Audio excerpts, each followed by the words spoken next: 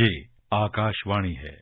कोविड-19 विशेष कार्यक्रम के अंतर्गत प्रस्तुत है कोरोना वायरस संक्रमण की वर्तमान स्थिति पर चर्चा।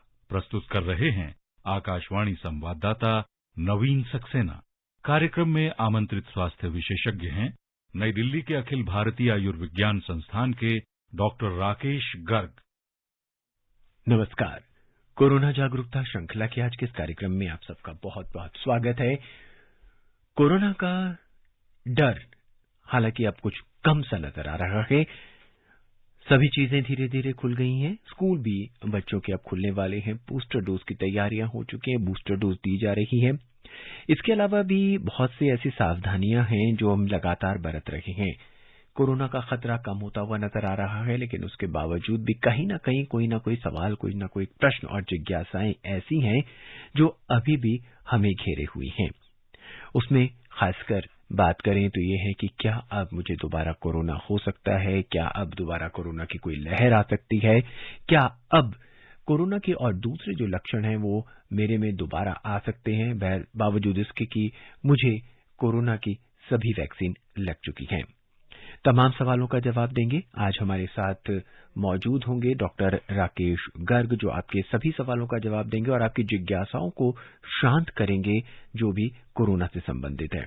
कोरोना की बात करें तो वायरस ने रफ्तार पकड़ ली है। कहां रफ्तार पकड़ ली है? स्कॉटलैंड और वेल्स में कोरोना जो है पीक पर है, जबकि इंग्लैंड में कोविड के मामले रिकॉर्ड लेवल के करीब हैं। लेकिन अगर भारत देश की, अपने देश की बात करें तो कोरोना जो है वो काफी नियंत्रित स्थिति में है इस समय, और सभी सामाजिक गतिविधियां खुल चुकी हैं, जैसा कि हमने अभी कार्यक्रम की शुरुआत में कहा। लेकिन उसके बावजूद भी बहुत से सवाल हैं। उन सवालों को आप कहां पूछ सकेंगे, किस नंबर पे आपको डायल करना है, हम आपको वो भी बता दें। नंबर है 23421764। नंबर एक बार फिर सुन लीजिए, 23421764। दिल्ली से बाहर के श्रोता हैं तो 011 लगाना ना भूले। तो आपके फोन कॉल का इंतजार करते हुए शुरू कर रहे हैं हम आज का ये कार्यक्रम। डॉक्टर राकेश, कार्यक्रम में स्वागत है आपका। नमस्कार सभी श्रोताओं को मेरा नमस्कार जी। डॉक्टर साहब, अब जबकि हम कोरोना के जो मामले हैं वो काफी कम होते नजर आ रहे हैं, सरकार ने भी सभी गतिविधियों को लगभग पूरी तरह से खोल दिया है। सबसे बड़ी बात जो है, अब 1 तारीख से सभी स्कूल पूरे क्षमता के साथ खुल जाएंगे। ऐसे में अब क्या सावधानियां हमें बरतनी होंगी, विशेषकर बच्चों की अगर बात करें, अभिभावकों को और टीचर्स को स्कूल में क्या ऐसा सिखाना होगा? एक सवाल तो ये है। दूसरा सवाल इसी के साथ डॉक्टर साहब ये है कि क्या बच्चे अब 8 घंटे तक लगातार मास्क लगाए रखेंगे? Is it possible?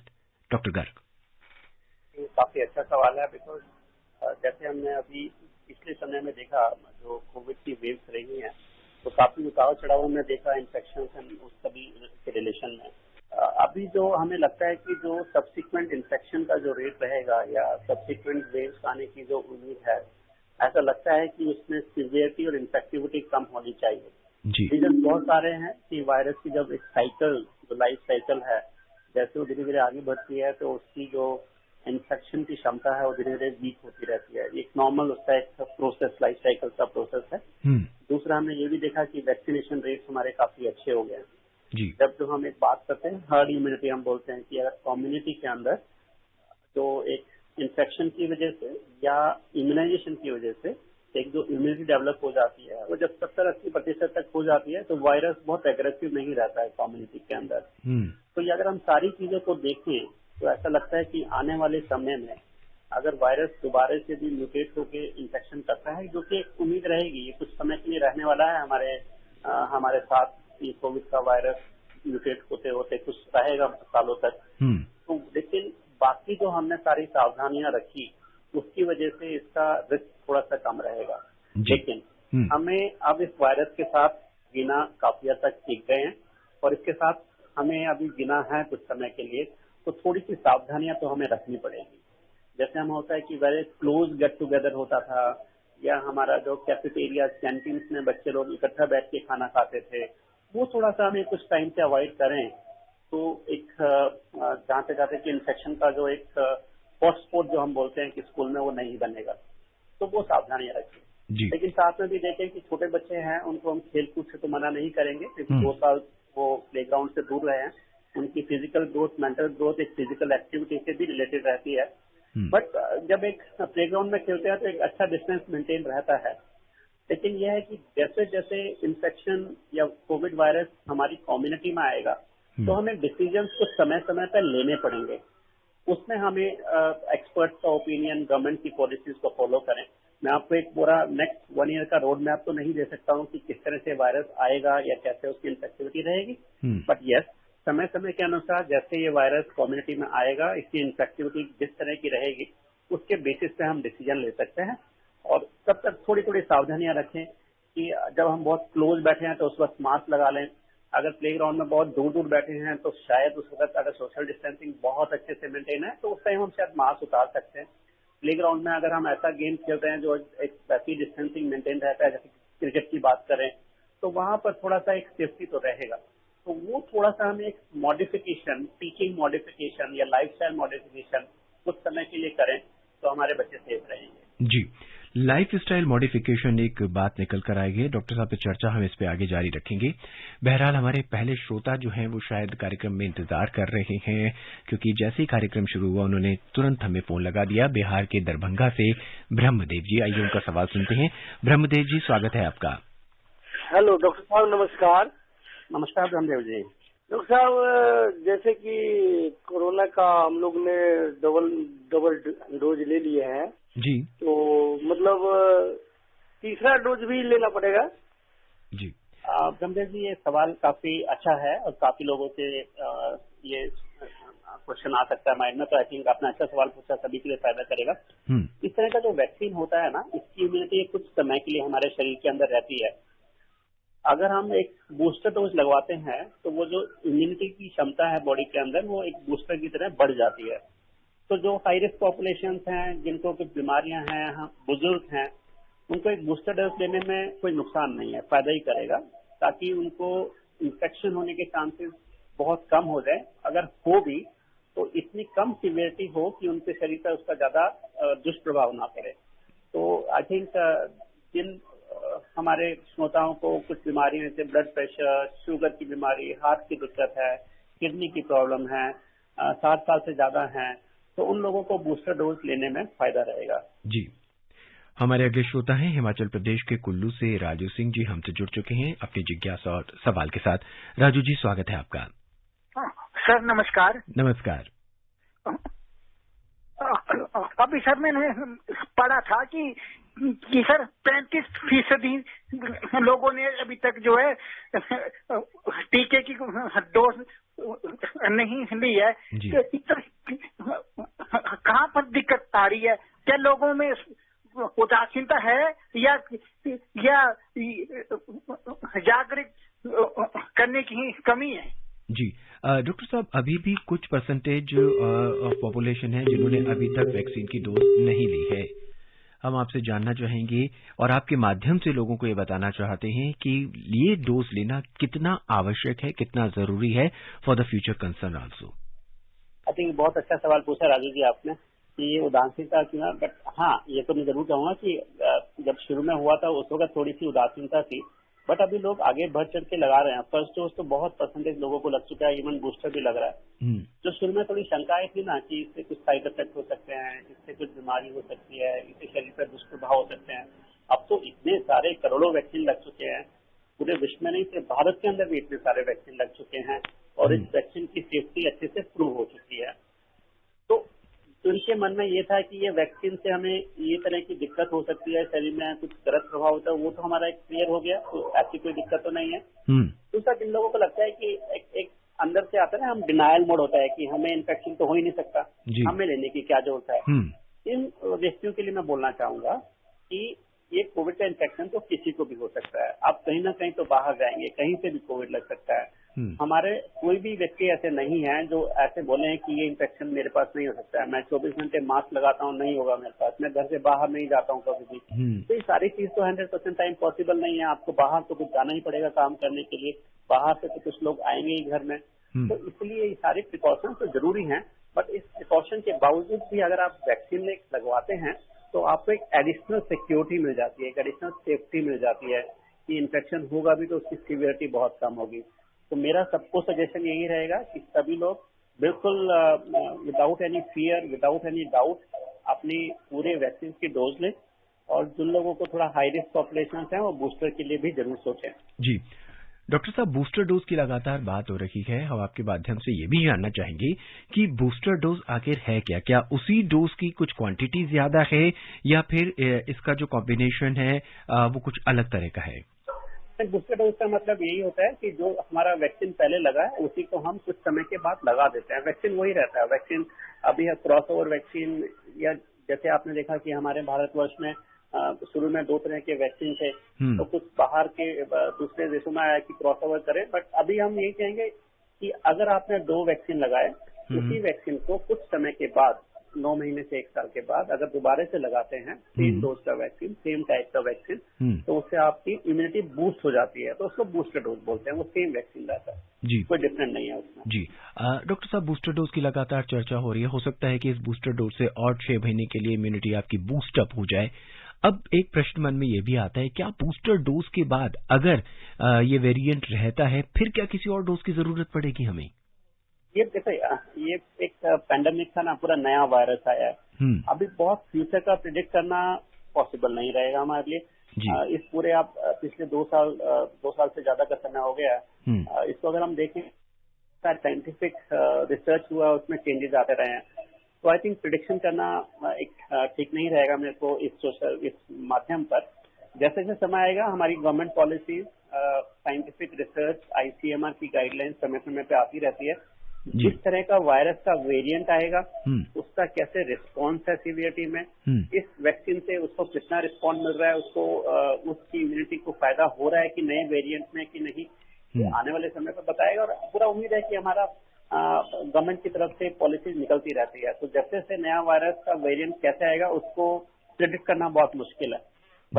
लेकिन सावधानी रखिए, किसी भी रिलायबल सोर्स से, जो कि हमारे माध्यम पॉलिसी अपनी वेबसाइट पे रहती है, गवर्नमेंट की वेबसाइट पे रहती है, ICMR की वेबसाइट पे रहती है, या आपके जैसे हमारा जो ये रेडियो चैनल है, यहाँ पर एक सुदृढ़ माध्यम रहता है कि जो एक्सपर्ट ओपिनियन दे रहे हैं वो नॉलेजेबल रहते हैं। तो ऐसे माध्यम से आप नॉलेज लें और उसको फॉलो करें।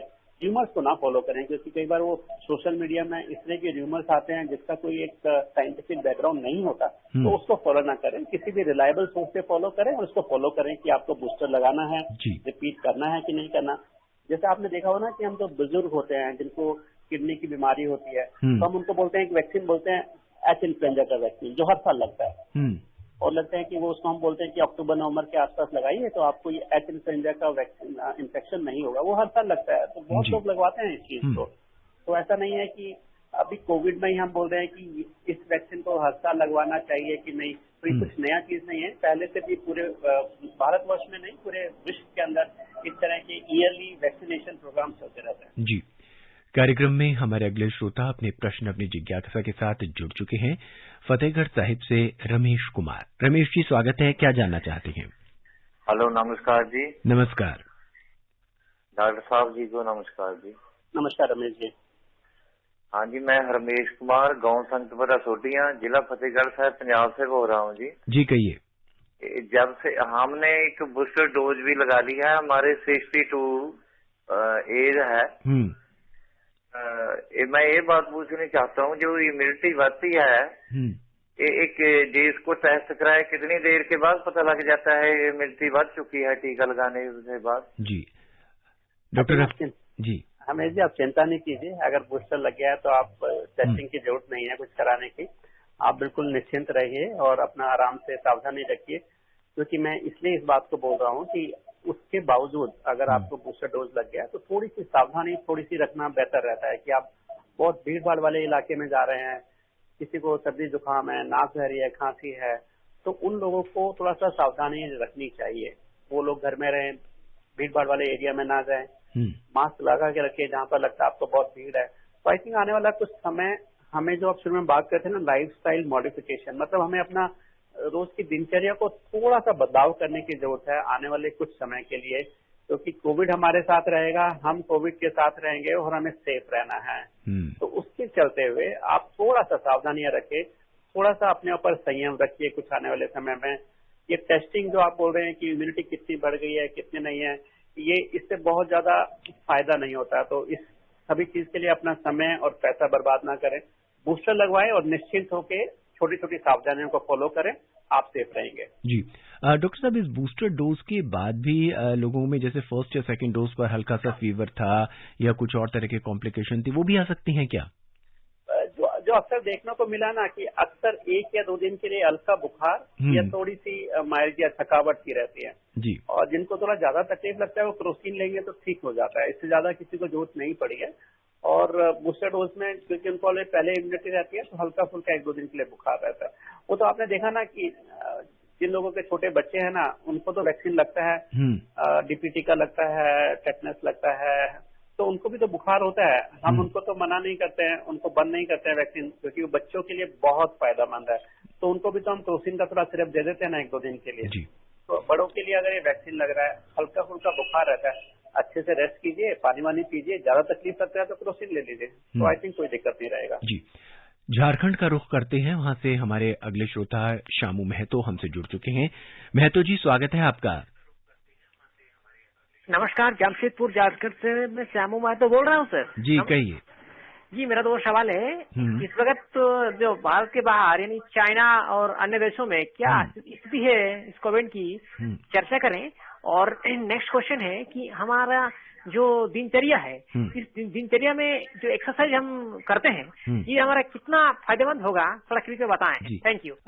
डॉक्टर गर्ग, यूरोपियन कुछ कंट्रीज ऐसी हैं जहां पे कोरोना वायरस ने रफ्तार पकड़ ली है और WHO की माने तो वेरिएंट ऑफ कंसर्न जो है BA.1, BA.2 और BA.3 जो है कहा जा रहा है, इसके बारे में से थोड़ा सा खुल के बताएं, क्योंकि अब ये चिंता का विषय बना हुआ है आम जनता के अंदर। बिल्कुल, जैसे मैं पहले भी बोलता था कि अगर हम वायरस की जर्नी की, लाइफ स्टाइल जर्नी की बात करें तो ये कुछ समय सोसाइटी में रहेगा जी। और एक होता है ना सर्वाइवल ऑफ द फिटेस्ट, तो वायरस भी इस पॉलिसी को फॉलो करता है। जब लगता है कि कम्युनिटी के अंदर एंटीबॉडीज आ गई हो तो थोड़ा सा अपने आप को म्यूटेट करता है। ये एक नॉर्मल उसकी जर्नी है, लाइफ स्टाइल जर्नी है जी। तो जो अभी कुछ केसेस यूरोपियन कंट्रीज से, चाइनीज से, कुछ साउथ अफ्रीकन कंट्रीज से, कुछ इवन US से भी कुछ केसेस जो अभी थोड़े से इंक्रीज हुए हैं, तो ये जो म्यूटेशन है ये होता रहेगा। इसलिए मैं जो पहले बात बोली ना कि कोविड हमारे साथ और हम कोविड के साथ कुछ आने वाले समय में साथ साथ रहने वाले हैं, हमें उसके साथ एक एडजस्टमेंट करनी होगी। तो ये कंसर्न तो है, इसमें कोई कंफ्यूजन नहीं है। इसीलिए मैं बोल रहा हूँ कि आप वैक्सीन भी लगवाएं, बूस्टर डोज भी लें और थोड़ी सी सावधानियां रखें, क्योंकि अब हमें सभी को समझ तो आ गया ना कि और अच्छे से हम सीख भी गए हैं कि थोड़ा सा मास्क पहनना, भीड़ भाड़ इलाके से थोड़ा दूर रहें, बहुत क्लोज ग्रुप के अंदर खाना पीना थोड़ा सा कम रहें, थोड़ा सा डिस्टेंस मेंटेन करके रखें खाना पीने खाते वक्त। अभी समय नहीं है कि बहुत भीड़ भाड़ गैदरिंग करने वाला फंक्शन किया जाए। जब भी ऐसा लगे कि किसी व्यक्ति को, यूजली पहले क्या होता था कि अगर किसी को सर्दी जुकाम है तो ज्यादा फर्क नहीं पड़ता था, हम चले जाते थे, बाहर भी चले जाते थे, अपना कुछ भी गैदरिंग है या सोशल गैदरिंग है वहां चले जाते थे। तो मेरा सजेशन अब ये रहेगा कि जिन व्यक्ति को इस तरह के सिम्टम्स हैं वो थोड़ा सा 2-4 दिन के लिए अपने आप को आइसोलेट करने की कोशिश करें, भीड़ भाड़ में ना जाएं, घर में रहें, मास्क लगा के रखें। बाई चांस उनको अगर कोविड है भी तो फैलेगा नहीं कम्युनिटी के अंदर। तो ये सावधानियां आने वाले समय में रखना बहुत जरूरी है जी। दूसरा सवाल डॉक्टर ये सब ये था कि हम अपनी दिनचर्या को किस तरह से व्यवस्थित करें ताकि हम आने वाले वक्त इस कोरोना से अपने आप को बचा के रखें। आई थिंक माधव जी ने ये सवाल बहुत अच्छा पूछा और इसकी आज के समय में जरूरत भी है। हम अभी बात कर रहे थे इम्यूनिटी की जी।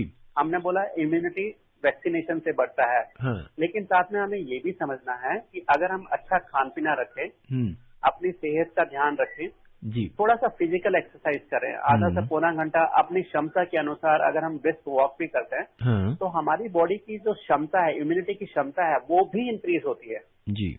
तो ये बहुत जरूरी है कि आपकी दिनचर्या को इस तरह रखें, जैसे हम बोलते हैं ना, अपनी कन्वेंशनल ट्रेडिशनल लाइफ बोलते हैं ना कि घर का बना हुआ ताजा खाना खाएं, अपना खाने में मिक्स मैच रहे, सारे न्यूट्रिशनल वैल्यूज रहे, जंक फूड को थोड़ा सा कम करें, अपना जो भी खाना खा रहे हैं वो एक फ्रेश बना हुआ हो, बहुत बासी या जंक फूड वाला कंपोनेंट नहीं हो, और साथ में थोड़ा सा yoga, meditation, exercise, best walk रखें। थोड़ा सा स्ट्रेस कम रखें। मुझे पता है कि कोविड के समय में लोगों को बहुत स्ट्रेस रहा, बिकॉज एक अनप्रिडिक्टेड लाइफ चल रही थी, पता नहीं था कि किस में से कोविड रहेगा, क्या होगा। तो जो उसकी वजह से जो स्ट्रेस हुआ है वो काफी लोगों को फर्क पड़ा है उनकी, और स्ट्रेस से हमारी इम्यूनिटी कम होती है, इसमें कोई डाउट नहीं है, साइंटिफिकली प्रूवन है जी। तो अगर हम इन सारी चीजों का ध्यान रखेंगे, nutrition, stress, physical exercise and just do your routine activities. This itself will boost your immunity to a large extent. Fine. So I think you should continue this lifestyle modification. Okay, the lifestyle modification is one of the concern जो है जिसपे लोगों को ध्यान देना चाहिए। हम इस पे बात आगे करेंगे। इस बीच बड़ौत से महेश शर्मा हमसे काफी देर से जुड़े हुए हैं, उनका प्रश्न सुनते हैं। महेश जी, स्वागत है आपका। नमस्कार जी। जी नमस्कार, क्या जानना चाहते हैं महेश जी? मैं लगभग 500 प्रोग्राम आपके अटेंड कर चुका हूँ जी। जी शुक्रिया, बहुत बहुत शुक्रिया। और जो है सभी प्रोग्राम जानकारी से भरपूर। जी बहुत बहुत। और जो मैं जानना चाह रहा हूँ, हमारी एज जो है 53 साल है जी, क्या हम बूस्टर डोज ले सकते हैं? डॉक्टर साहब वही बूस्टर डोज के बारे में जानना चाहते हैं, क्या ये बूस्टर डोज ले सकते हैं? बिल्कुल, अगर आपको लगता है कि आपको कुछ इस तरह की बीमारी है, जैसे मैंने बताया डायबिटीज, लीवर, किडनी की प्रॉब्लम है, सांस की तकलीफ है, तो इस तरह के जो पेशेंट्स हैं उनको बूस्टर डोज वो ले सकते हैं, उनको फायदा मिल रहा है। डॉक्टर साहब, कोरोना के दौरान ये जो मेंटल हेल्थ प्रॉब्लम, मानसिक जो है स्वास्थ्य, उसकी बिगड़ने के भी काफी केसेस आए हैं, जैसे डिप्रेशन रहता है, नींद नहीं आती, एंग्जाइटी होती है, और कोरोना के बाद भी लोगों को ये काफी टाइम तक प्रभावित कर रहा है। ऐसे में उन्हें अब क्या करना चाहिए? जब भी कुछ इस तरह का एक पैंडेमिक सिचुएशन आती है ना, तो एक अनसर्टेनिटी तो थी, काफी लोगों का प्रोफेशन अफेक्टेड रहा जी। सिर्फ सारे दिन घर में रहते तो एक फिजिकल एक्सरसाइज खत्म हुआ। जो हम चाहते हैं ना कि सोशल थोड़ा सा एक्टिविटी मेंटेन रहता है, तो आप अपनी फीलिंग्स को निकाल पाते हैं, तो थोड़ा सा एक कंफर्टेबल फील करता है जी। और एक सबके एक अनसर्टेनिटी तो थी ना कि इन्फेक्शन हो जाएगा तो क्या होगा, हम क्या करेंगे, तो वो जो एक स्ट्रेस फैक्टर था वो एक लाजमी है। वो मेडिकल साइंस में पहले भी देखा गया है कि किस तरह के जब भी पैंडेमिक हुए हैं तो उसका सोसाइटी पे फर्क तो पड़ता है, इसमें कोई डाउट नहीं है। अब वो एक पैंडेमिक निकल गया है और हम इस पैंडेमिक को काफी समझ पा रहे हैं और हमें सपोर्ट सिस्टम अच्छा है, तो इसको हमें काउंटर भी खुद ही करना है। इसके लिए ऐसा नहीं है कि कोई दवाइयां हैं या वो सबको जैसे हम बूस्टर डोज की तरह है कि उससे काम चल जाएगा, नहीं, इसकी जरूरत नहीं है। मेजॉरिटी टाइम अगर आप अपने आप का ख्याल रखें, जैसे मैंने आपको बताया ना, थोड़ा सा स्ट्रेस कम करें, योगा करें, मेडिटेशन करें, खान पीन खाएं, आपको जो चीज अच्छी लगती है, अगर आपको लगता है कि आपको खेलना अच्छा लगता है, खेलिए, आपको लगता है कि आप किसी ऐसी जगह घूमना पसंद करते हैं, अपने परिवार वालों के साथ, अपने दोस्तों के साथ, उनसे मिलिए, उनसे बातचीत कीजिए, क्योंकि ये 2 साल जो निकले हैं इसमें काफी हमारा जो सोशल गैदरिंग, फैमिली इन्विटेशन, जो हम बोलते हैं सोशल गैदरिंग वाले, वो बहुत कम रहे हैं, तो रिस्ट्रिक्शन की वजह से वो स्ट्रेस फैक्टर जरूर रहा है। इस जस्ट नॉर्मल चेंजेस आप उसमें कीजिए, जो आप पहले करते थे उसको आप स्टार्ट कीजिए दोबारा से करना, थोड़ा सा सावधानी रखते हुए कोविड के लिए, जो मैं पहले भी आपको बताया। और काफी हद तक आपको जो लगता है ना, ये जो स्ट्रेस आपके माइंड में रहा जी, ये अपने आप काफी कम हो जाएगा जी। तो अपनी लाइफ स्टाइल को जी डॉक्टर साहब, लाइफ स्टाइल को अपने पहले जैसे आप रखते थे उसी तरह से रखने की जरूरत है। बट किसी को लगता है कि आपकी लाइफ इससे बहुत ज्यादा प्रभावित हो रही है और आप कुछ भी नहीं कर पा रहे हैं, बावजूद कि आप सारा कोशिश करें, उसमें आप एक चिकित्सक को जरूर दिखाएं, वो आपकी मदद करें जी। हमारे अगले श्रोता है मोहम्मद यामीन, उत्तर प्रदेश के गाजियाबाद लोनी से। यामीन जी, स्वागत है आपका। सर नमस्कार। नमस्कार। आपको भी नमस्कार जी। नमस्कार जी। मैं यामीन भाई रेडियो वाला, चिरौड़ी लोनी जिला जी, कहिए सर। मैं जानना चाह रहा था डॉक्टर साहब से कि जैसे कि बूस्टर डोज लेने के बाद अपने आप को सुरक्षित महसूस समझे और क्या क्या सावधानी करते हैं जी। आपको बूस्टर डोज के बाद कोई सावधानी रखिए, बिल्कुल खुश रहिए, मस्त रहिए, आपको ज्यादा नहीं देखना है। 10 बूस्टर डोज जिनको एलिजिबल है लगवाइए। हल्का फुल्का अगर बुखार होती है, थकावट रहती है, प्रोटीन ले सकते हैं, थोड़ा सा रेस्ट कीजिए 1-2 दिन के लिए, और ज्यादा कुछ सोचने का उसमें कुछ जरूरत नहीं है, बिकॉज आपको ये फायदा ही करने वाली है। तो अपने आप को खुश रखिए कि आपने एक ऐसी चीज ली है जो कि बूस्टर डोज है, जो कि आपको फायदा करने वाली है जी। डॉक्टर साहब, आप कैंसर विशेषज्ञ के तौर पर काम कर रखे हैं, प्रैक्टिस कर रखे हैं। हम आपसे जानना चाहेंगे कि कैंसर के रोगियों को क्या सावधानियां बरतनी चाहिए अगर उनको कोरोना हो चुका है या भविष्य में उनको कोरोना न हो। काफी अच्छा सवाल पूछा है, क्योंकि हम काफी कैंसर के पेशेंट्स भी देखते हैं जिनको कोविड हुआ या जिनको अब हो रहा है। तो जिनको कोविड हुआ था, जिनको मॉडरेट या सीवियर कैटेगरी में रहे थे, तो उनका बॉडी के ऊपर डिफरेंट ऑर्गन्स पे प्रभाव तो आया था, लंग्स के ऊपर, किडनीज के ऊपर, शुगर के लेवल के ऊपर फर्क पड़ा हुआ। तो ये जो सारी चीजें थी, जब हम कैंसर की ट्रीटमेंट की बात करते हैं तो उनको कई बार सर्जरी की जरूरत पड़ती है या सिकाई की जरूरत पड़ती है, कीमोथेरेपी की जरूरत पड़ती है। तो उसका जो प्रभाव है वो शरीर पे भी पड़ता है। जिनके पहले से लंग कमजोर थे या किडनी में प्रभाव था, तो उनको कैंसर की ट्रीटमेंट को टॉलरेट करने में दिक्कत आ सकती थी। तो उसके लिए हम यूजली बोलते हैं कि उनकी क्षमता को दोबारा से उसी लेवल पे लाने की जरूरत है। जो हानि कोविड की वजह से हुई, धीरे धीरे उसको हम नॉर्मलाइज कर सकते हैं। मान लो सपोज करो कि किसी सीवियर था, फेफड़े उनके खराब हो जाओ, आप बात करें ना सीटी स्कोर की बात करते थे या ऑक्सीजन की जरूरत पड़ी थी, तो लंग्स में थोड़ा सा डैमेज तो जरूर हुआ होगा, बट भगवान ने हमें एक ऐसी क्षमता दी है कि हम लंग्स के फंक्शन को इंक्रीज कर सकते हैं। जैसे हम बात करते हैं ना deep breathing exercise, brisk walk, तो इससे हमारे जो फेफड़ों की क्षमता है वो धीरे धीरे फिर बढ़नी शुरू हो जाती है। तो जो इस तरह के कैंसर के व्यक्ति हैं जिनको कैंसर की ट्रीटमेंट की जरूरत होती है, उनको ज्यादा जरूरत है कि अपना लाइफस्टाइल मॉडिफिकेशन पे और ज्यादा ध्यान दें, ताकि उनकी कैंसर की ट्रीटमेंट पूरी तरीके ठीक तरीके से चलती रहे, रोकने की जरूरत ना पड़े। तो वो सावधानी उनको जरूर रखनी चाहिए। दूसरा, जो कोविड जो कैंसर के पेशेंट्स हैं उनके अंदर तो उनकी इम्यूनिटी भी कम हो जाती है, बिकॉज कीमोथेरेपी देते हैं तो वो पूरी बॉडी के सेल्स को सप्रेस करता है कैंसर को मारने के लिए। तो ऐसे व्यक्तियों को इन्फेक्शन होने के चांस बढ़ जाते हैं। आपको भी देखा हुआ, जो कीमोथेरेपी दे रहे हैं उनको बोलते हैं आप भीड़ भाड़ में मत जाइए, खाना भी कुछ साफ खाइए, मास्क पहन के रखिए, उनको पहले से ही बोला जाता था। तो ऐसे व्यक्ति जो कीमोथेरेपी या कैंसर की ट्रीटमेंट ले रहे हैं वो थोड़ा सा अपना ज्यादा सावधानी रखें इस चीज के लिए, भीड़ भाड़ में ना जाएं, मास्क लगा के रखें। आप हॉस्पिटल में अपना रेगुलर फॉलोअप के लिए जा रहे हैं तो कोशिश करें वहां पर भी मास्क लगा के रखें, हैंड हाइजीन रखें, ताकि आपको ये इन्फेक्शन के चांसेस कम रहे। जी डॉक्टर, कार्यक्रम में हम अपने अंतिम श्रोताओं को शामिल कर रहे हैं। बहुत संक्षेप में आप इनका जवाब दे दीजिए। आमिया जी आसाम से हमारे साथ जुड़ चुके हैं। आमिया जी बहुत संक्षेप में सवाल पूछिएगा। हाँ जी नमस्कार। जी नमस्कार। एक पॉजिटिव होने के बाद और री-पॉजिटिव होने का चांसेस कितने बार है, ये मेरा सवाल है। डॉक्टर साहब, कोरोना से एक बार पॉजिटिव होने के बाद और कितनी बार पॉजिटिव होने के चांसेस है? बहुत संख्या लोग 2-3 बार है, बट उसमें यह है कि वो सावधानी शायद नहीं रखते होंगे, इसलिए री पॉजिटिव हुआ है। तो आई थिंक हम अपनी एक गलती से हमें थोड़ा सा सीखना चाहिए। अगर एक पॉजिटिव है तो देखें क्यों हुआ, उसकी सावधानी रखें, दूसरे होने के चांसेस कम हो जाएंगे, बट हो सकता है दोबारा। जी डॉक्टर साहब, क्या संदेश देना चाहेंगे हमारे श्रोताओं को? मैं सबको यही कहना चाहूंगा, अभी 2 साल बहुत टफ टाइम गुजरा है सभी के लिए। We are coming back to normality. थोड़ी सी सावधानी रखें, थोड़ा सा अपना ध्यान रखें, अपनी दिनचर्या को थोड़ा चेंज करें, एक एक्सरसाइज, स्ट्रेस लेवल कम, nutrition, vaccination, covid appropriate behaviour, ये थोड़ी थोड़ी चीजें ना अपनी लाइफस्टाइल में लेके आ जाइए। आप देखिएगा कि आपकी लाइफ बहुत जल्दी एक नॉर्मलिटी के रास्ते पे अपने आप आ जाएगी। डॉक्टर राकेश, हमसे जुड़ने के लिए, हमारे श्रोताओं की जिज्ञासा शांत करने के लिए और इतना अच्छा संदेश देने के लिए आपका बहुत बहुत शुक्रिया। सभी को मेरा नमस्कार। जी, आज के इस डिस्कशन से, आज के इस कार्यक्रम से, आज की इस चर्चा से जो मोटी बात निकल कर आई है उसे हम एक बार फिर दोहरा दें।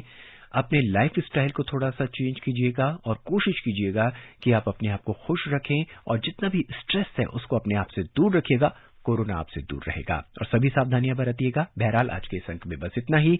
मुझे यानी नवीन को दें इजाजत। नमस्कार। अभी आप सुन रहे थे कोरोना वायरस संक्रमण की वर्तमान स्थिति पर चर्चा। प्रस्तुत कर रहे थे आकाशवाणी संवाददाता नवीन सक्सेना। कार्यक्रम में आमंत्रित स्वास्थ्य विशेषज्ञ थे नई दिल्ली के अखिल भारतीय आयुर्विज्ञान संस्थान के डॉक्टर राकेश गर्ग। ये कार्यक्रम आकाशवाणी के समाचार सेवा प्रभाग द्वारा प्रस्तुत किया गया। इसे आप हमारे mobile app news on AIR और YouTube channel news on AIR official पर भी सुन सकते हैं। कार्यक्रम के बारे में अपनी प्रतिक्रिया आप हमें ईमेल कर सकते हैं। पता है हमारा AIRNSDtalks@gmail.com। ये कार्यक्रम फिर से सुनने के लिए लॉग ऑन करें हमारी वेबसाइट newsonair.nic.in।